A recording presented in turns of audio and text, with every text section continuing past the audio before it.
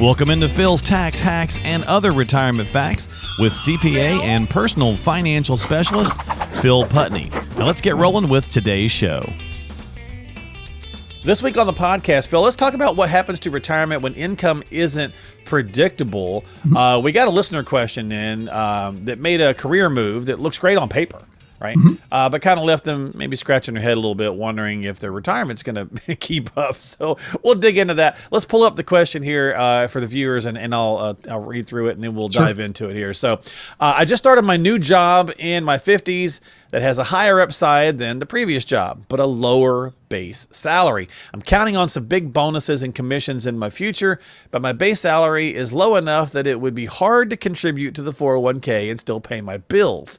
Is it okay to use my commissions for retirement savings, even though those payments are a bit more irregular? So, interesting question. Many people in this boat. Is it concerning that we're basically talking about someone in their 50s pausing 401k contributions? Well, it could be. So I guess the funny thing to me with this is that it starts out, I just started my new job, right? So it's too late. Well, true. That's true. There's nothing we can do at this point. You're there. But let's say that this is your scenario and you're looking at a career change of, hey, I've got this steady job that it's okay, but I've got this other new sexy job over here that sounds really good. Right. Look at all this upside potential. Should I make that jump? Yeah. Let's kind of approach it that way. Okay, that makes sense, right? So if somebody was doing that, now we can have the discussion. True. They're already there, this person. So and maybe this person who sent this in can get a few things to think about too. Right. But yeah, absolutely. That's a great point. Yeah. Obviously, the big takeaway is that can you get the free money? Well, yeah. So, I mean, is it okay to pause your 401k contributions? Well, it depends on what you call pausing, right? Because too often we see pausing as, pausing is turned into 3 years. Yeah. So, and that is my biggest concern in something like this is that,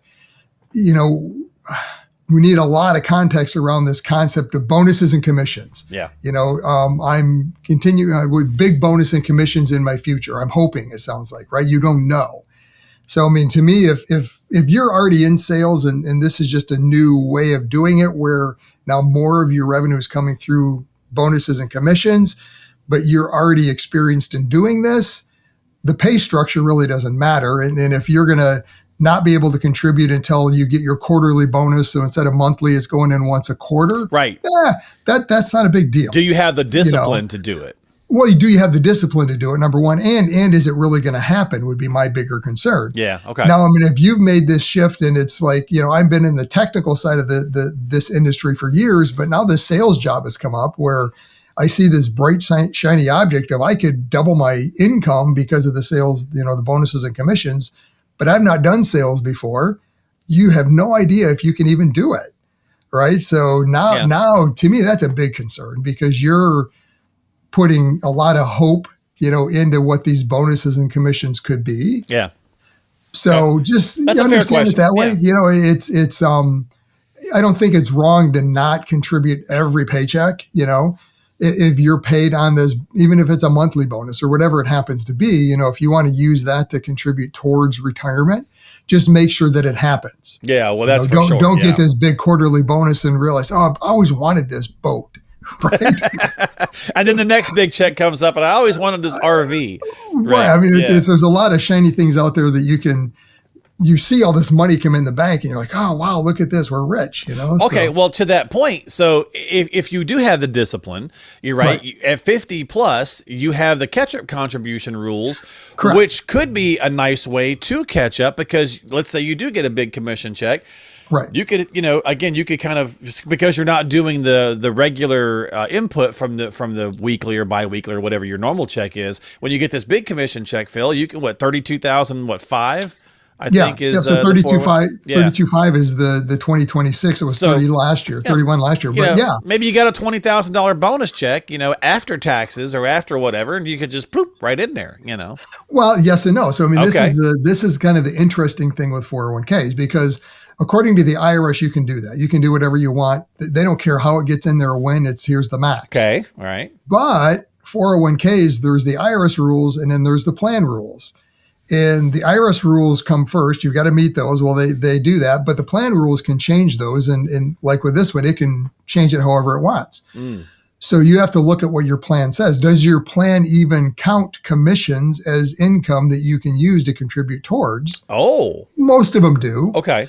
So then the next question is, well, how often can you change your election? Right? Because the HR doesn't want you coming in every paycheck and saying, okay, for this paycheck, I want to put away 20%, but then take it down to 0 for next paycheck. Right? Because I mean, that's a headache on their part because they're changing numbers back and forth all the time. Interesting. Yeah, that's good. So that's kind of the logistics behind, can you do it monetarily? Yes. But does the plan allow it? And that you have to really look into that side of it first before you even get into any of these other things. Because if you're saying, oh, I can do this and I know I'm going to begin commissions at these levels, but the plan only allows you to change your elections, every 6 months, how is it going to play out? Yeah, right? That's interesting. And do they count commissions? Do they don't? I mean, there's all these different factors you have to look at in the underlying plan to see how it can happen in your plan. The Tax Smart Retiree is your comprehensive guide to mastering tax efficiency for a flourishing retirement.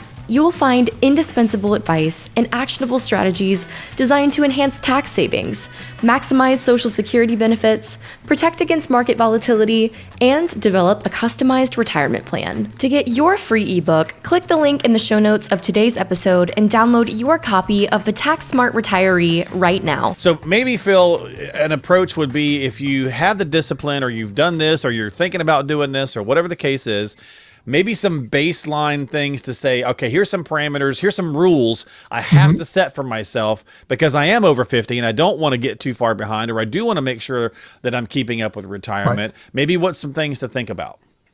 Yeah. So, I mean, be realistic in this concept of commission versus base salary, right? And what do you really realistically on the low side think that might be?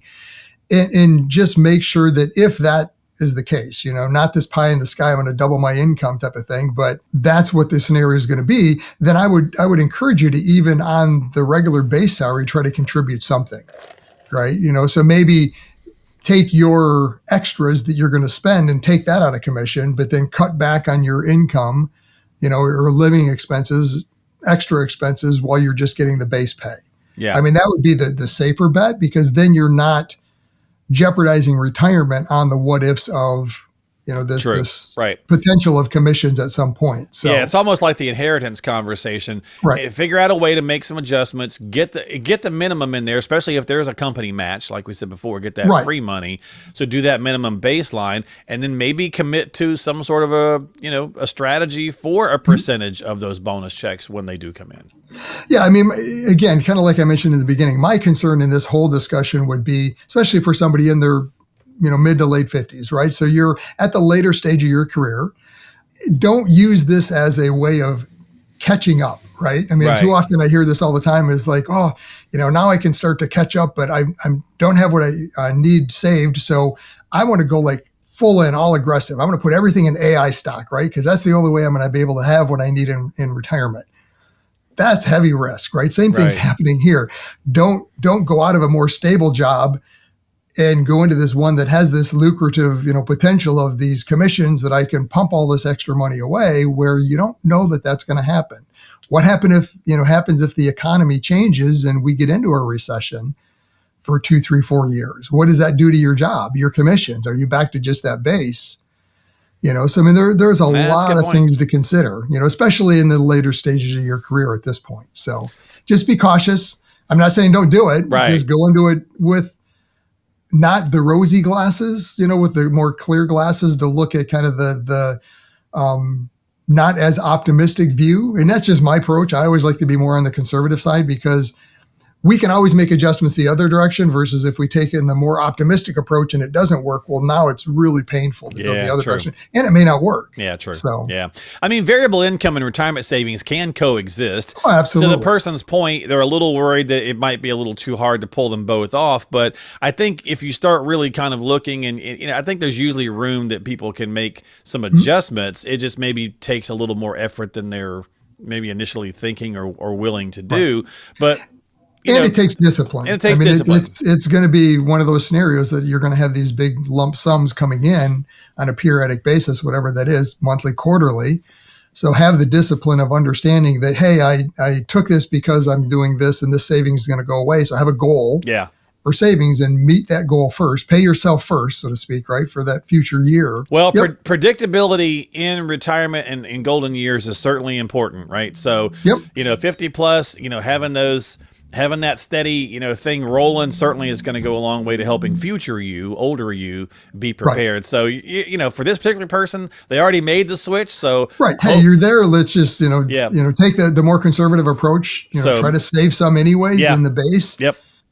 Try to make those tweaks to the budget. So thank you. Yep. In order to at least get that that match money, put a little bit away, and then commit to yourself, maybe in writing or whatever you need to do, or to your spouse, They'll hold you accountable. 10% or 15% or 25% or whatever those bonus checks when they come in goes into there. But Phil brought up a great point. Check with your plan. Make sure you're allowed to use those commission checks and things in there. You probably can, but double check. There can be some loopholes. Of course, as always, we appreciate the comments, questions, and emails and things of that nature. So if you've got some of those, you need some help, reach out to Phil and the team, have a conversation. Links in the show descriptions below. And don't forget to subscribe to us on Apple, Spotify, and of course here on YouTube.